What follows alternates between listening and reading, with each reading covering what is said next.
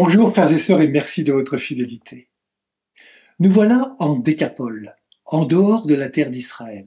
Et là, Jésus opère la guérison d'un homme que des gens lui amènent. Que va faire Jésus? Jésus l'emmena à l'écart, loin de la foule. Jésus n'est pas là pour se faire remarquer, pour s'attirer les honneurs et les reconnaissances. Il n'est pas là pour faire un coup d'éclat, pas là non plus pour parler à nos émotions, mais il est là simplement pour guérir un homme. Jésus comprend l'infirmité et la douleur de cet homme. Et à l'écart, seul avec lui, dans la simplicité de la rencontre, Jésus accomplit l'attitude de Dieu. Vous savez, ce Dieu de l'alliance qui prend soin et ouvre à la vie. Le sourd-muet ne le sait pas, mais Jésus est en train de réaliser les promesses messianiques inscrites chez les prophètes, en particulier Isaïe. Les sourds entendront, les muets retrouveront la parole. Oui, frères et sœurs, cela veut dire que par Jésus, Dieu accomplit sa promesse. Que fait Jésus? Jésus le touche.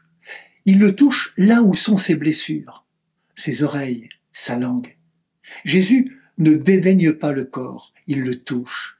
Ces gestes concrets et tactiles font penser à ceux qu'accomplissent les aidants, les soignants qui, à domicile, dans les hôpitaux, les maisons de retraite, prennent soin des corps, les lavent, les pansent, les massent. Oui, nous sommes bien là, au cœur de l'incarnation.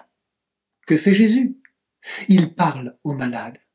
Il lui parle en araméen. Il lui parle dans sa langue, avec une parole d'autorité, ephata. Jésus lui parle d'une parole qui fait ce qu'elle dit. C'est la parole de Dieu que nous connaissons depuis le commencement et qui dit que la lumière soit et la lumière fut. Une parole de vie qui ouvre à la relation, qui libère de l'isolement. Le rituel du baptême reprend cette ephata. C'est le rite par lequel le nouveau chrétien va s'ouvrir au don de la vie, c'est-à-dire entrer en communication, en relation avec Dieu et avec les autres. L'Évangile nous dit de Jésus qu'il fait entendre les sourds.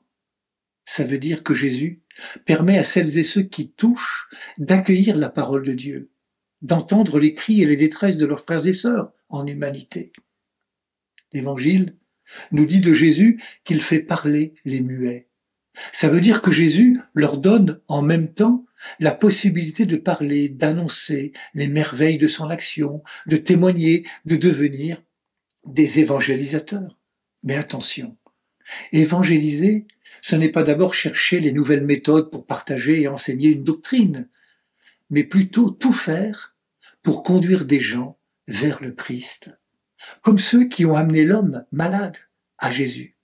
Évangéliser, c'est provoquer cette rencontre avec le Christ Jésus, avec ce Dieu d'amour qui peut parler à nos cœurs, qui peut ouvrir nos oreilles et délier nos langues.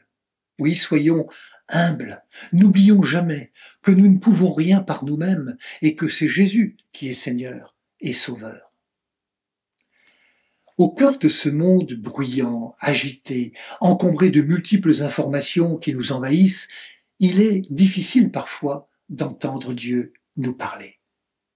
En guérissant le sourd-muet, Jésus montre qu'il n'est pas venu seulement parler, mais guérir notre incapacité d'entendre, guérir nos difficultés à nous ouvrir à sa présence au cœur de cette vie qui est la nôtre. Ce sourd-muet de l'Évangile nous représente d'une certaine manière. Et si nous sommes entrés aujourd'hui dans cette église, c'est parce qu'elle est ce lieu où je peux faire l'expérience de la rencontre avec le Seigneur. Je peux entendre sa parole, la laisser faire son travail d'ouverture à la vie, la laisser toucher mon cœur. Si nous sommes entrés aujourd'hui dans cette église, c'est pour entendre le Seigneur dans les chants et les silences, dans les gestes de la liturgie, dans la présence des frères et sœurs rassemblés en communauté. Si nous sommes entrés aujourd'hui dans cette église, c'est parce que je peux l'entendre me dire « Heureux es-tu, toi, que j'invite à ma table. Moi, je suis le pain vivant. » Ici, dans cette église, tout peut m'aider à me rendre ouvert, disponible, docile à la présence aimante du Seigneur. Comme le dit le livre de l'Apocalypse, le Seigneur est celui qui se tient là, à la porte de nos cœurs et qui frappe.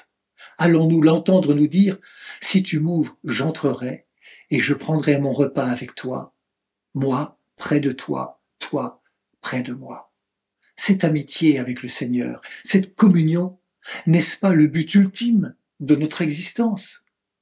Écoutons-le nous dire, si tu m'ouvres, j'entrerai pour être ton ami.